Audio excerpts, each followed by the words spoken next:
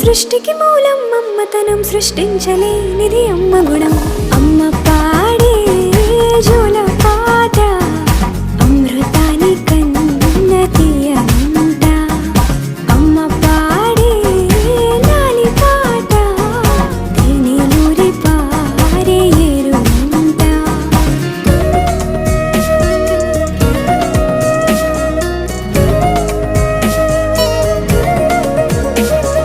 నింగిని తాకే మేడలకి పునాది రాయి అమ్మా, అందం పొందిన ప్రతిశిలకి యులిగాయం అమ్మా.